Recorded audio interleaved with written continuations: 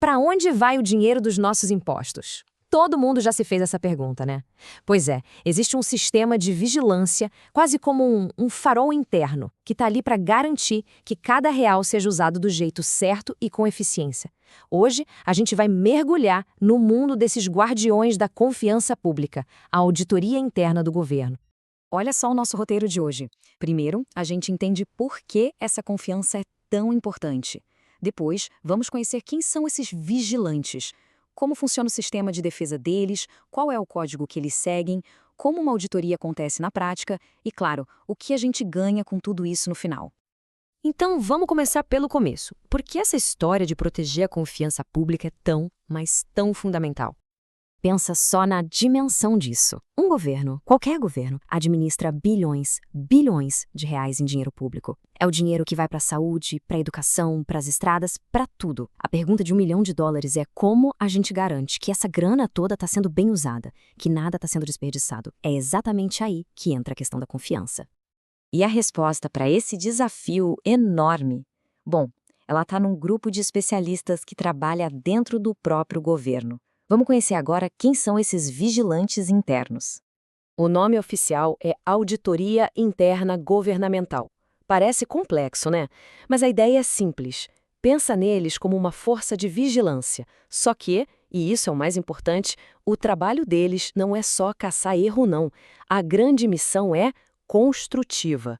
É agregar valor e melhorar as operações. Ou seja, é ajudar a máquina pública a funcionar melhor, a ser mais forte e mais eficiente, de dentro para fora. E o que isso quer dizer na prática? Bom, significa, antes de tudo, proteger o valor das nossas instituições públicas. É também dar aquele aconselhamento estratégico, sabe? Baseado nos riscos, para ajudar o governo a atingir seus objetivos. No final das contas, o grande propósito é melhorar a governança como um todo. O foco é sempre em melhorar, em evoluir, não é só ficar apontando o dedo. Ok, legal. Mas como isso funciona de verdade? Como essa melhoria acontece no dia a dia? Existe uma estrutura, um modelo de segurança para garantir que tudo isso funcione. É o que a gente chama de as 3 linhas de defesa. Vamos dar uma olhada nisso? Para entender isso, imagina uma fortaleza medieval.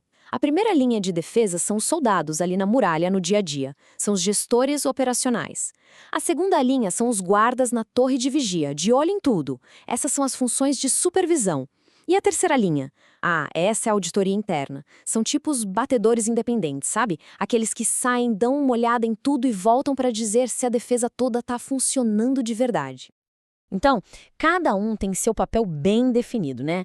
A primeira linha está lá na operação, gerenciando os riscos na hora que eles acontecem. A segunda linha monitora tudo isso, dá uma orientada. E a terceira, que é a auditoria, chega com um olhar de fora, um olhar independente, para avaliar se as outras 2 linhas estão fazendo um bom trabalho. O ponto principal aqui é que um não faz o trabalho do outro. É um sistema coordenado, um jogo de pesos e contrapesos. Beleza, já entendemos o sistema. Mas e as pessoas por trás disso tudo? Quem são esses auditores? Para que o trabalho deles tenha credibilidade, eles precisam seguir um código de ética super rigoroso. Vamos conhecer agora os princípios que guiam esses profissionais.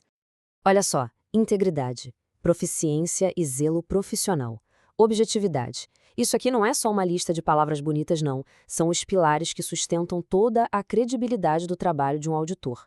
Sem isso, a avaliação dele simplesmente não vale nada. É seguir à risca esses princípios que faz com que o trabalho dele seja confiável e, claro, respeitado. Essa frase aqui resume tudo, né? Servir ao interesse público e honrar a confiança da sociedade. Isso mostra que o buraco é muito mais embaixo. Não é só um trabalho técnico de olhar números. É um compromisso, uma responsabilidade enorme com toda a sociedade. Tá, mas como essa tal de objetividade é garantida na prática? Existe uma regra de ouro que é fundamental. Um auditor não pode, de jeito nenhum, avaliar uma operação na qual esteve envolvido nos últimos 2 anos, 24 meses. Isso é crucial. Cria um distanciamento necessário para garantir que a avaliação seja, de fato, imparcial. Ok, já vimos o porquê e o quem. Agora falta o como. Como é que uma auditoria acontece na vida real, do começo ao fim? É um processo bem estruturado, dividido em 4 fases. Primeiro, o planejamento, para decidir onde focar, quais são os maiores riscos. Depois vem a execução, que é a mão na massa, a coleta de dados e evidências. A terceira fase é a comunicação, apresentar o que foi encontrado. E por último, e talvez a parte mais importante de todas, é o monitoramento. É ver se as recomendações foram mesmo implementadas, se as coisas melhoraram de verdade. E é legal saber que os auditores podem atuar de duas formas. Existe o serviço de avaliação, que é a auditoria clássica, a fiscalização mesmo.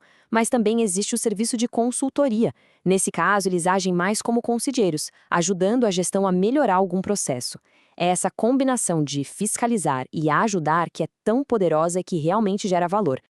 E com isso, a gente chega na reta final. É aqui que tudo se conecta. Afinal, para que serve tudo isso? Qual é o resultado prático desse sistema todo? Então, por que tudo isso importa? Porque significa programas públicos que funcionam melhor. Significa que o dinheiro dos impostos, o nosso dinheiro, é usado de um jeito mais inteligente e responsável. Significa proteger o que é público contra perda ou mau uso. E, claro, é uma ferramenta poderosa no combate à fraude e à corrupção. Resumindo, o resultado de tudo isso é um governo em que a gente pode confiar mais. E para fechar, fica aqui uma provocação para a gente pensar. Se os auditores são esses vigilantes internos, qual é o nosso papel? O papel da sociedade, de cada cidadão, para cobrar que o governo seja responsável? É uma pergunta importante, porque no fim do dia, a fiscalização fica muito mais forte quando todo mundo participa.